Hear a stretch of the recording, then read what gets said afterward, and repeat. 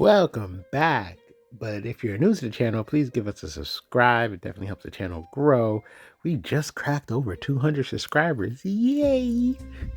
And of course, share any of our content because that's how you get these decks out there. I felt like we've made some pretty strong decks in our YouTube history.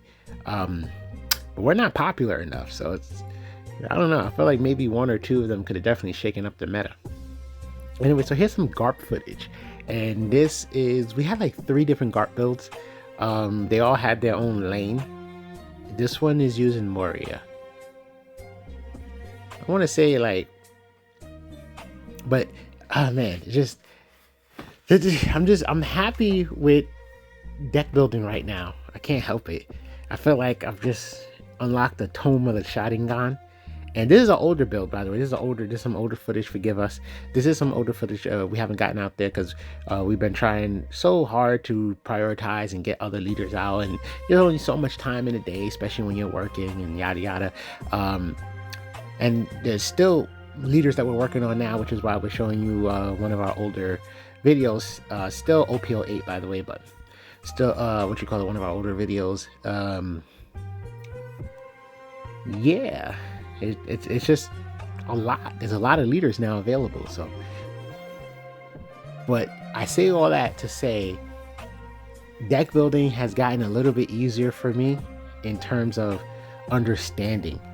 And that's just what makes me excited to work on all these different leaders and all these different decks now. But it doesn't mean I can magically make something meta. You know, just a little disclaimer out there. So the focus of Garp is to, or maybe let's just say in general. So I'll do that. So in general, you look at your leader, you see what your leader's strength is, and then you complement that strength. I think that's what this game truly is. It's very hard to make a deck that doesn't care about its leader. You know? So you make the deck, make sure it complements the leader. And now in terms of dual color leaders, you try to figure out, okay, what?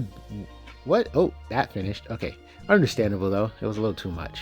Yeah, because they try to build their board, they try to attack. Yeah, it was a little too much, and it was too easy for the Brooks to just take stuff off the board.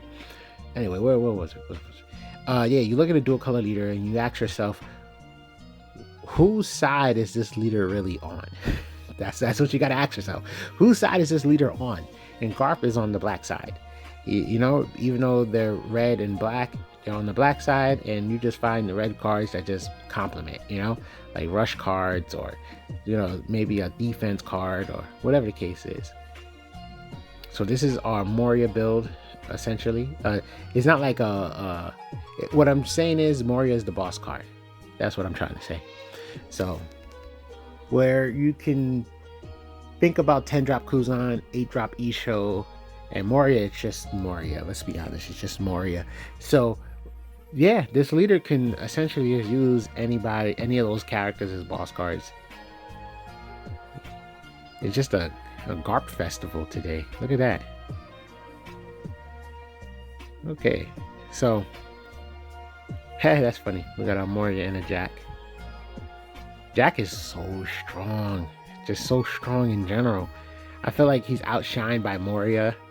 But if Moria was to ever get limited or banned, I think people were just going to start looking at Jack right away. But yeah, so Garp is, I believe his leader ability favors black, and there is, most people like use Don Nami or whatever, you know, certain cards that can just assist in moving Don over to try to complement Garp as best as possible. But hey, and cost reduction is so strong with the leader that, to be honest, you don't need too much in terms of cost reduction effects. But of course they help regardless.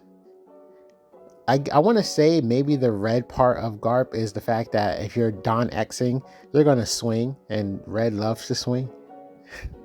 I guess that's a way to look at it. When Garp first came out, it was like, okay, use Don X red characters, and then I think maybe, just maybe, they were one of the like events to be used. So you're probably Don X Niku Robin, Don X Brooke, Donix, a couple of characters, and then use like a black event that could KO. But I think now we have a healthy amount of black characters that can attack. Like, so there is Cavendish. We're not using him, but there is Cavendish, a 5-drop Cavendish that can attack active characters. And I believe KO's like a 1-drop.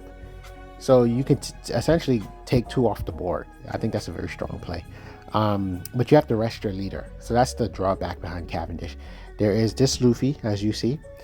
He trashes a character, and cards that you could bottom deck from the trash can give him a bump. And then there is Brooke. So with all that available and the idea that they might make more, Garp will only get stronger and stronger. I'm actually surprised we're not seeing him now, to be honest. But yeah, I would say with our current knowledge of the game, because like I said, this is an older video to demonstrate, we could probably change up on the amount of cost reduction we have. Because that's like the best way to look at this, is that Garp is your stage card. Like, Garp is your always continuous access to cost reduction. So, you know, you might have, like, Ice Age is just strong in general. You know, you still want to have some form of cost reduction that complements to help get you over the hump, because Garp's leader ability can only target a 7 or lower. So that's kind of what you want to do for yourself, is to say, okay, let me use a character or a card that can at least get a 10 to a 7, and then Garp can take over the rest for the most part, that is. And I'm sure you don't want to be Don stacking 5 or whatever just for the sake of cost reduction to like one character. But yeah, I feel like maybe we can tweak the amount of available cost reduction, and that might make the tempo of the deck flow better.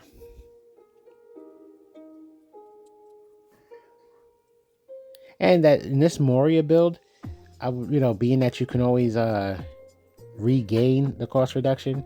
You know what I will say? This is 8.8. I say 8.8. Ooh, 8.0 or Op08. That's what it was. I was moving the 0 over. We always say 08, not 80, whatever. But Op08 or 8.5. This isn't 8.5. So that's what we can do to reimagine this deck. This one isn't 8.5. So yeah, now so it's fun because there's a Garp that can give you continuous access to a -1, and it's a blocker. And blockers are very important. I'm telling you, we're gonna get to a meta where we're just gonna see a lot more blockers. If certain leaders haven't already showed you, because I believe Lucci plays an interesting amount of blockers, but here's a thing about that, is that Rebecca's just a staple. So there's a difference. Rebecca's a staple. What's that dude? Sabo's a staple. So when these blocker characters are staples because of their abilities, not because they're blockers, that's a different kind of thought process, right? But when you see how irritating it is to get through a person's defense because of these blockers, and Moria obviously, you're constantly being able to reuse the blockers. Ugh. But I feel like because we're seeing the power of blockers being available, it might change the future of the meta at some point, where there might be a mandatory amount of blockers being played. Because in One Piece, the meta has taken very interesting ups and downs. I remember once upon a time, playing on curve wasn't the thing, and then it became like mandatory. No events was staples until all of a sudden we're not even playing events, we're playing 2K counters. And one of the things I've always found funny is 1-drop blockers. If you look at 1-drop blockers, they always thought, hey, these things are just so damn strong. Let's make sure they get no counter, and if they do have counter power, let's put some stupid condition on them. Let's leader lock them. Let's make sure you need 10 in the trash. You need 8 or more Dawn. You need da. So it's like, yeah, I think with Rob Lucci, with Black Yellow Luffy, or if they just keep making blockers like staples because their abilities, like right now you got Boa for Doflamingo, who gives the Don, so that's like, yeah, you have to play that, right? Or you probably have to play that in any deck that's using 7 Warlords because it just helps out. I think it moves the Don, and I think it looks at the top 3, something like that. Yeah, we're gonna just see how obnoxious blockers are, and we're probably just gonna have a meta where we're gonna see a rise in blockers. That's what I'm saying. Forgive me for not commentating the match specifically. This is just more so showing off a build, and it's a little bit of an older build. It's not that old, obviously. It's 0.5 old, but you know, I already feel like we can enhance it anyway. So hopefully if you cared about this, hopefully my rambles hasn't bothered you too much. This is interesting. Okay, because we have split attacks. I'm like, how come we just didn't put everything on Jack and then swing? That would have just been guaranteed. Ooh, here's a leader that we all respect. I remember when he was annoying, and then Rob Lucci said, move over. That's funny. Well, no, maybe like timeline-wise, was it? I would say Rob Lucci definitely said move over, but Law, Red Purple Law was like, yeah, get out of here. No, but Sakazuki. So there was Sakazuki, Red Purple Law, then Lucci. And then Moria was just there, waiting for his time. He's like, you know what? At some point in time, I'm going to be the best deck because y'all are broken and I'm only annoying. So at some point, when y'all getting banned and removed and all that stuff, I'm going to just be the face that runs the place. Maybe. Who knows? Because power creep. So Moria may never get his time to be number 1.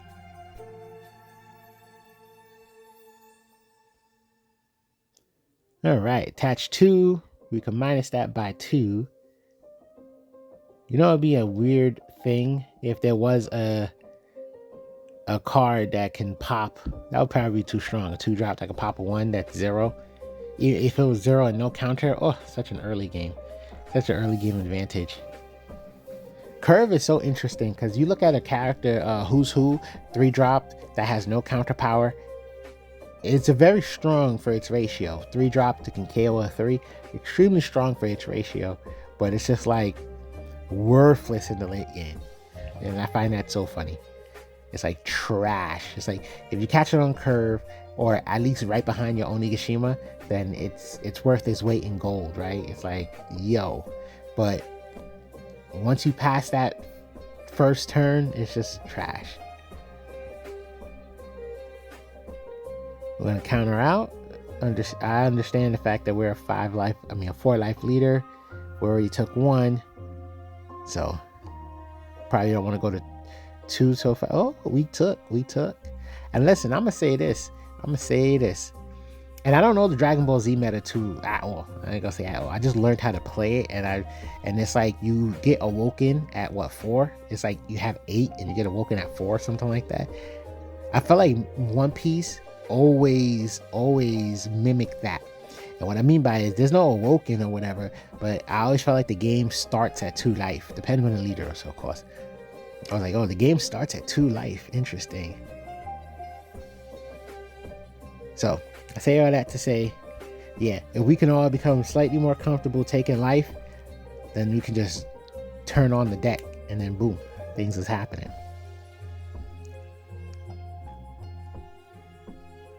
Now, outside of Perona technically Perona and 8-drop Isho, for the most part, we don't have to worry about any sort of hand devastation. Ice Age.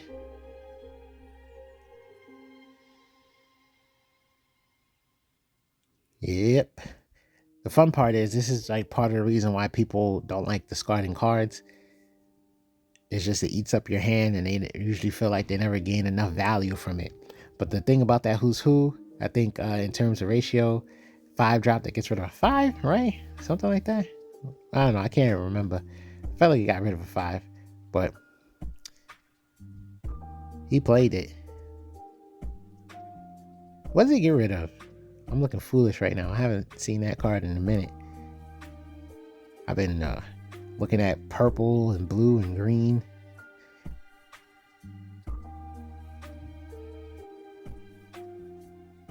Anyway, we gotta rob Lucci, but we also have to have a comfortable amount of available Dawn. No, that's not looking. No, I don't think that's gonna work out in that context. But we have an Ice Age, so because we have an Ice Age, we can actually make a good play here. But what are we about to do? Oh, we're gonna attack the Absalon, lower the Who's Who, and then summon Brook.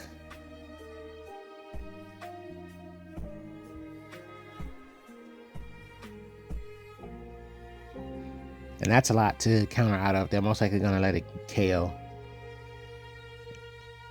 Oh, it's summoning Lucci. Interesting. I thought it was gonna go Brook. Well, Lucci is stronger, but I figured next turn we'll get more value out of Lucci because we'll have more Dawn.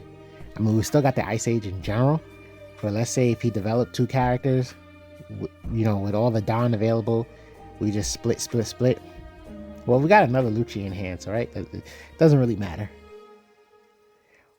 Unless you want to look at it as Brook would have been on the board to do the -1. You could look at it that way as well.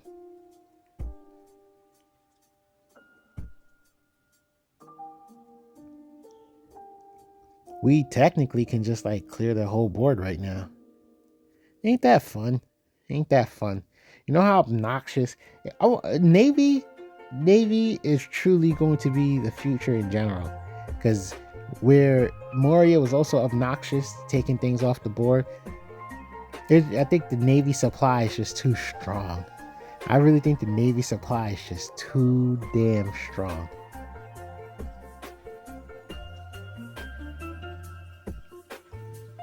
Yeah, it's looking more and more like if Brook was on the board, this whole play would be way more in our favor. I mean, it's not bad, but it's not bad at all. But yeah, it would be like, oh, he didn't have enough for leader ability. That's where my imagination was at. My bad. I was like, he about to get 4 characters on the board.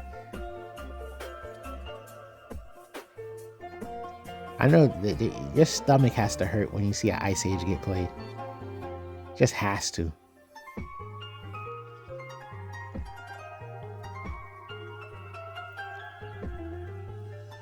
You have a Helmeppo. You could probably, Helmeppo that.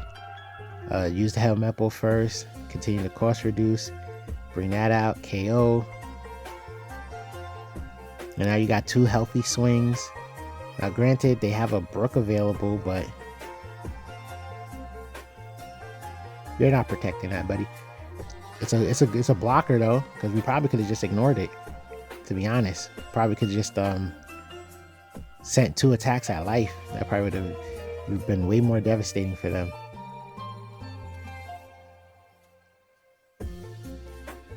Yeah, of course, get back that Gecko Moria. I mean, Hogback and Gecko plays is just low-key toxic. But if you use the Hogback and then be able to play defense, oh my god. And then that's a guaranteed Gecko. Oh wow. Well, he's doing exactly what I'm saying.